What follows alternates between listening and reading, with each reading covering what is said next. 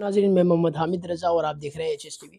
अभी कुछ देर पहले मेरा न्यू कराची UC5 से गुज़र हुआ और साथ ही वहाँ पे जमात इस्लामी का चेयरमैन का दफ्तर भी है।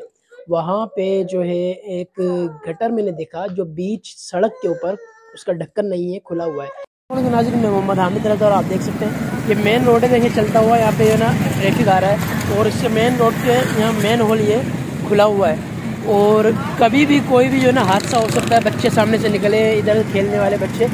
और इसी आगे रोड के ऊपर जो है ना चेयरमैन का ऑफिस है, बिल्कुल आगे शैतान चौक से आगे। लेकिन ये मेन होल यहाँ पे खुला हुआ है और कोई इस पे जो है ना अभी तक के कार्रवाई नहीं की गई है।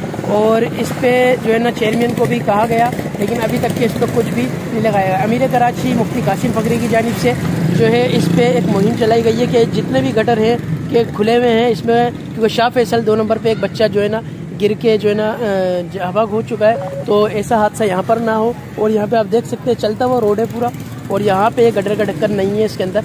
और इस पे चेयरमैन साहब से भी जो है ना रब्ता किया जाएगा कि हालांकि इसको 2 हफ्ते हो गए हैं खुला हुआ, क्या एक ढक्कन नहीं लगा सकते लोग यहाँ पे जो ढक्कन के ऊपर सियासत करते हैं। गटर ये है जिसका इसका भी ढक्कन नहीं है। और ये यहाँ पे UC6 का जो ऑफिस पड़ता है यहाँ पे हनफिया नूरानी मस्जिद की तरफ, ये यहाँ पे ऑफिस पड़ता है। यहाँ पे ये गटर का ढक्कन नहीं है इस रोड के ऊपर भी, तो इसको भी नोट करें और इसको भी जो है ना जल्द से जल्द लगाया जाए।